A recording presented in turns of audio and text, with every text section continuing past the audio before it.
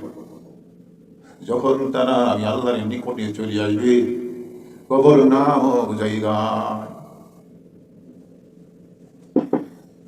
আল্লাহু আকবার। আল্লাহ রাব্বুল আলামিন এইরকম করে বলেন, আমার গরিব বান্দা বান্দিরা দুনিয়া থেকে যখন সৎ আমল করে, নেক আমল করে যখন আমার বান্দা বান্দে দুনিয়া থেকে বিদায় হয়ে আসবে, আমি আল্লাহ রাব্বুল আলামিন আমার সেই গরিব অসহায় বান্দা বান্দির জন্য এমন এক পুরস্কার রেখে দিয়েছি, যাদের জন্য আমি আল্লাহ রাব্বুল আলামিন লক্ষ লক্ষ ফেরেশতাদেরকে হাজির করে রাখবো, তাদেরকে আহলান সাহলান বলে মুবারকবাদ জানানোর জন্য।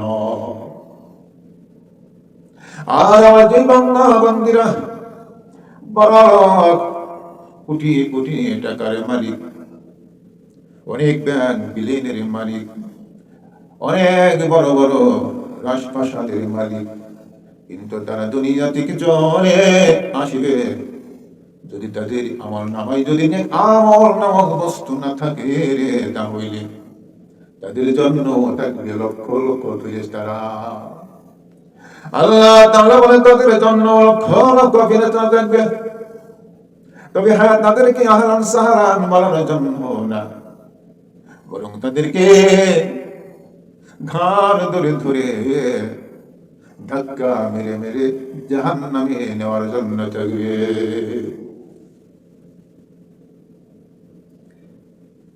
আল্লাহ রাব্বুল আলামিন আবার বলেন, কানা দাউদ আলাইহিস সালাম قد جاء على أهله وولده। আল্লাহ রাব্বুল আলামিন বলেন, আমার যে বান্দা বান্দি সময়কে ভাগ করে নেবে। ভাইরা আমার, আল্লাহ রাব্বুল আলামিন এখানে তার পয়গম্বর দাউদ আলাইহিস সালাতু ওয়াস সালামের কথা বলিতেছে। দাউদ আলাইহিস সালাম সময়কে ভাগ করে নিয়েছিলেন। শুধু দাউদ একাই নয়, তাহার পরিবার, এই লোকজন সবাইকে তিনি সময় ভাগ করে দিয়েছিলেন। তার মানে হইল দাউদ আলাইহিস সালাম সময় ভাগ করে নিয়েছিলেন। এক সময় তিনি ঘুমাইতেন, আরেক সময় তিনি কাজকর্ম করিতেন, আরেক সময় তিনি আল্লাহ তাআলার ইবাদত বন্দেগী করিতেন। বলা হয়েছে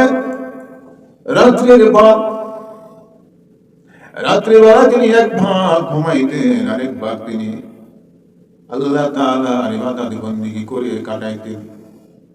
তাফসীরকার বলে লিখিয়েছেন, দাউদ আলাইহিস সালাতু ওয়াস সালাম কখনো যদি সফর করে বাড়িতে আসতেন, বাড়িতে আসে তিনি দেখতে পাইতেন যে তাহার ছেলে বা স্ত্রী ঘর নামাজের মধ্যে লিপ্ত রহিয়াছে। অর্থাৎ যখনই তিনি বাড়ি থেকে বাসায় আসতেন, বাড়িতে আসতেন, তখনই তিনি দেখতে পারতেন যে তার পরিবারে কেউ না কেউ নামাজের মধ্যে মশগুল রহিয়াছে। সুবহানাল্লাহ। আর আমাদের ছেলে মেয়েরা নামাজ পড়বে তো দূরের কথা, নামাজের কথা বললে পরই আরো 3টা ফাল দেয়। বলা হয়েছে, ছেলে সন্তান যদি নেককার না হয়, তাহলে হাসরের মাঠে কিয়ামতের দিন, যেদিন আল্লাহ রাব্বুল আলামিন বান্দার কাছ থেকে হিসাব নিকাশ নেবেন, হিসাব নিকাশ নেওয়ার পর যখন দেখবে আল্লাহ রাব্বুল আলামিন কত কত তার বান্দা বান্দিকে জাহান্নামে যাওয়ার জন্য আদেশ করিবেন, তখন দেখা যাবে অনেক ছেলে সন্তানেরা বাবা মার কলিজার উপর পা দিয়ে জাহান্নামে যাবে। তাফসীরে এমনও আসিয়াছে, যখন আল্লাহ রাব্বুল আলামিন তাহার বান্দা বান্দিকে জাহান্নামে দেওয়ার জন্য আদেশ করিবেন, তখন সেই সময় আল্লাহ তাআলা যুবক যুবতী বান্দা বান্দিরে বলবে, ইয়া আল্লাহ, আমাদেরকে তো জাহান্নামে দিবেন, জাহান্নামে দেওয়ার জন্য আল্লাহ আপনি আদেশ করিয়েছেন, তবে আপনি আমাদের বাবা মাকে হাজির করি। তখন আল্লাহ রাব্বুল আলামিন বলবেন, কেন তোমাদের বাবা মাকে কেন হাজির করা হবে? তোমাদেরকে জাহান্নামে যাওয়ার জন্য আদেশ করা হয়েছে, তোমরা চলে যাও। তখন আল্লাহ তাআলা সেই প্রশ্নের উত্তরে বান্দা বলবেন, সেই যুবক সন্তানটি বলবেন যে, আল্লাহ তাআলা, আমাদের বাবা মা আমাদেরকে সঠিক পথে পরিচালনা করে নাই, অতএব এই সঠিক পথে পরিচালনা না করার বিনিময়ে আজ তাহারাই আমাদের জাহান্নামে যাওয়ার জন্য তারাই দায়ী। অতএব তাদেরকে হাজির করুন, তাদের সিনার উপর পা রেখে আমরা জাহান্নামে চলে যাব। একটি বিশ্লেষণ আসিয়েছে, আল্লাহ রাব্বুল আলামিন বলেন, যে সমস্ত সন্তানই ছেলেমেয়েরা